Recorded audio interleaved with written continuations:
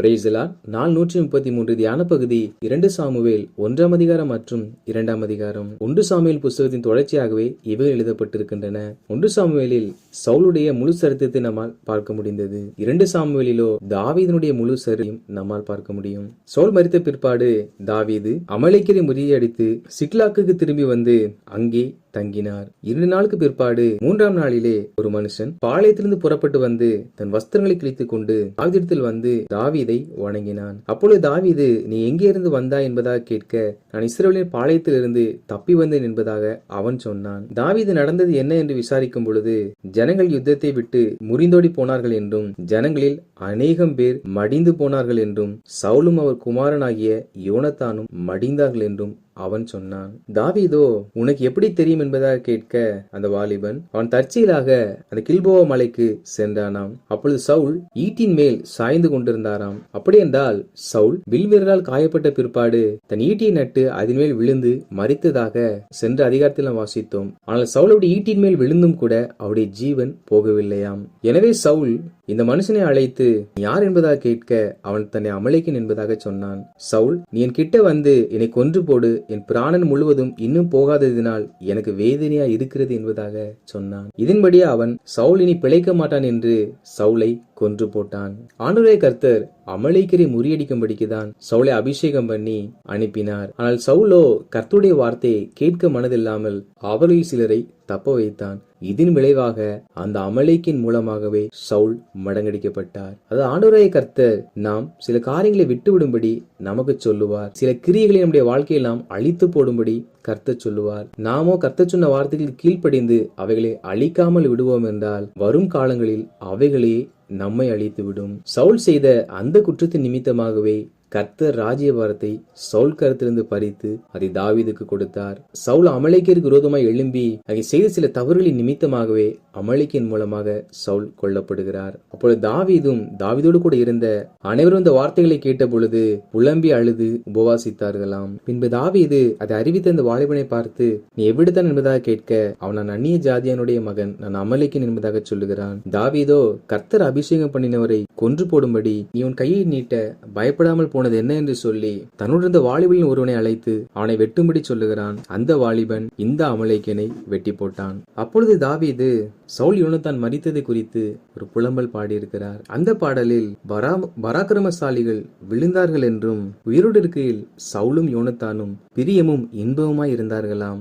அவர்கள் தகப்பனும் மகனுமாய் இருந்தாலும் இருவரும் நல்ல ஐக்கியமுள்ளவர்களாக நட்புள்ளவர்களாக இருந்தார்களாம். அதே தாவீது அந்த புலம்பலில் சொல்லி மரணத்தின் போதும் அவர்கள் பிரிந்து போகவில்லை என்பதாக சொன்னார். மேலும் தாவீது, அவர்கள் கழுகை பார்க்கிலும் வேகமும் சிங்கத்தை பார்க்கிலும் பலமும் உள்ளவர்களாய் இருந்தார்கள் என்று சொல்லி அவருடைய செயல்களை குறித்து அந்த புலம்பலில் தாவீது பாடுகிறார். மேலும் தாவீது, என் சகோதரனாய் யோனத்தானே, உனக்காக நான் வியாகுலப்படுகிறேன். நீ எனக்கு வெகு இன்பமாய் இருந்தாய். உன் சிநேகம் ஆச்சரியமாய் இருந்தது.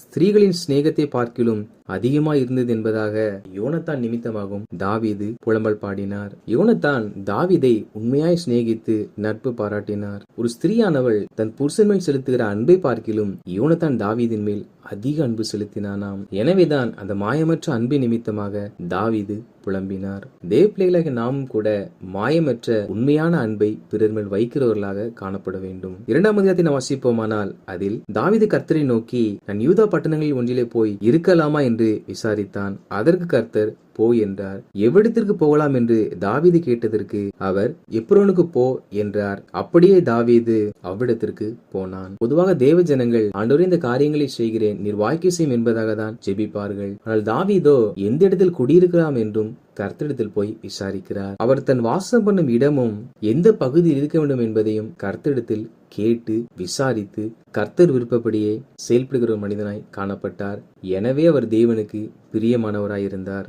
மேலும் தாவீது தன்னோடு இருந்த மனுஷரையும் அவர்கள் குடும்பங்களையும் கூட்டிக் கொண்டு எபிரோனுக்கு போய் அதை சுற்றிலும் குடியேறினான்.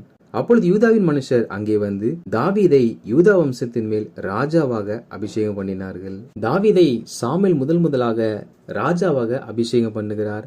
அதற்கு பிற்பாடு கர்த்தருடைய ஆவியானவர் தாவீதின் மேல் வந்து இறங்கியிருந்தார். சவுல் மரித்த பிற்பாடு யூதா கோத்திரத்தின் மேல் தாவீதை யூதர்கள் ராஜாவாக அபிஷேகம் பண்ணுகிறார்கள். தாவீது முதலாவது பெற்ற அபிஷேகம் அவரை கர்த்தருடைய அழைப்பிற்கு நேராக வழிநடத்தினது. இங்கே தாவீதுக்கு கொடுக்கப்பட்ட இந்த அபிஷேகமானது அவர் இந்த ஜனங்களை ஆளும்படிக்காக கொடுக்கப்பட்ட அபிஷேகமாகும்.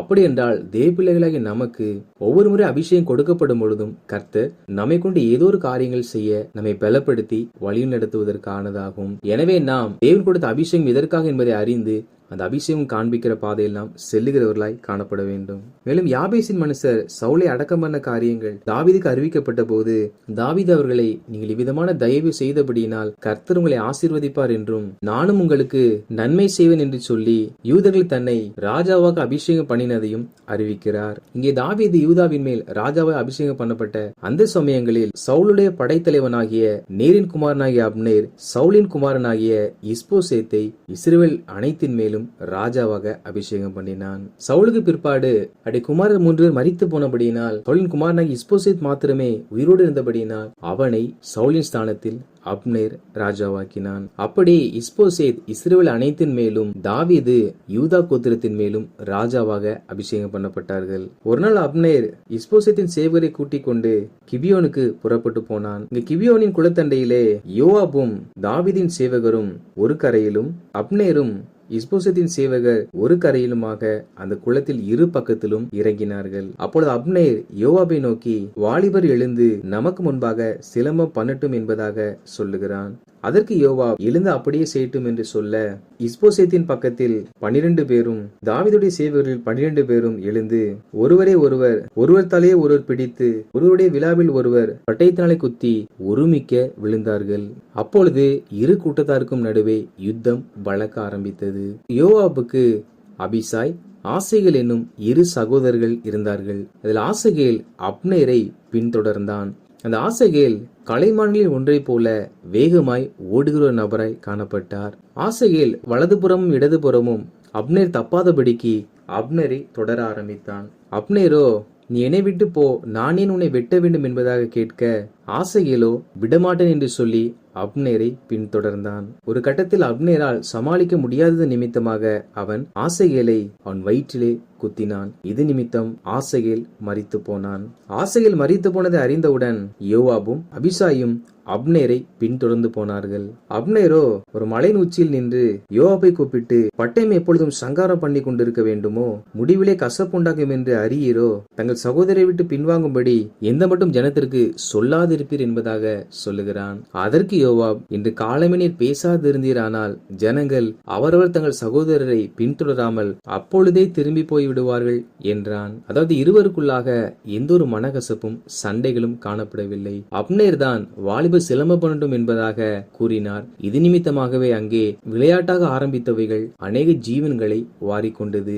தேவ பிள்ளைகளாகிய நாம் செய்கிற சிறு சிறு மதியினங்கள் கூட நம்முடைய வாழ்க்கையில் பெரும் பிரச்சனைகளை உண்டு பண்ணும். இங்கே அப்னேர் செய்த ஒரு சிறிய தவறின் நிமித்தமாக அநேக ஜீவன்கள் மரிக்க நேர்ந்தது.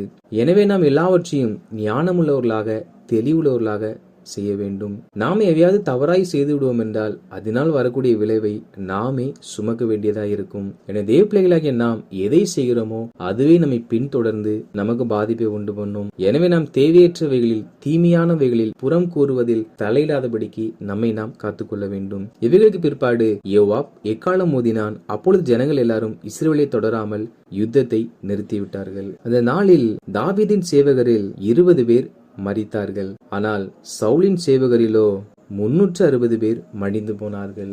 அப்னேர் தன்னோடு அதிக நபர்கள் இருக்கிறார் என்ற ஒரு பெருமை நிமித்தமாகவே யுத்தம் பண்ண விரும்பினார். விளைவு என்னவென்றால் அதிக நபர்களை இழக்க கொடுத்தார். நம்மிடத்தில் எவைகள் இருந்தாலும் நாம் பிற நபர்களுக்கு முன்பாக நாம் அவர்களை விட உயர்ந்திருக்கிறோம், நாம் அவர்களை காட்டிலும் அதிகமானவர்களை வைத்திருக்கிறோம் என்ற மேட்டிமையோடு செயல்படுவோம் என்றால் நாம் அந்த இடத்தில் தோல்வியை சந்திக்க நேரிடும். எனவே தேவ பிள்ளைகளாகிய நாம் ஒரு நாளும் மேட்டிமை அடையாதவர்களாய் காணப்பட வேண்டும். பின்பு யோவாப் ஆசைகளை எடுத்து அவன் தகப்பனுடைய கல்லறையில் அவனை அடக்கம் பண்ணினார்கள். வாசித்த இந்த அதிகாரியின்படி கர்த்தருடைய ஜனங்களாகிய நாம் தேவன் எந்த கிரிகளை அழிக்க சொல்லுகிறாரோ அந்த கிரிகளை நாம் அழித்து பிற மனிதர்களை நாம் உண்மையாய் நேசித்து நாம் எங்கே குடியிருக்க வேண்டும் என்பதையும் கர்த்தரிடத்தில் கேட்டு புதிய அபிஷேகத்தை பெறும் பொழுது நாம் செய்வதற்கான வேலைகள் இன்னது என்பதை கர்த்தரிடத்தில் கேட்டு அதை அறிந்து கொண்டு எந்த ஒரு காரியத்திலும் மதியீனமான காரியங்களை செய்யாமல் நம்மிடத்தில் இருக்கிற காரியங்களை வைத்து மேட்டிமையா இல்லாமல் இருப்போம். அப்பொழுது இழப்புகளுக்கும் தீங்குகளுக்கும் தேவனுடைய தண்டனை சோதனைகளுக்கும் தப்பிக்கொள்வோம். கர்த்தர் நம்மை ஆசீர்வதிப்பார்.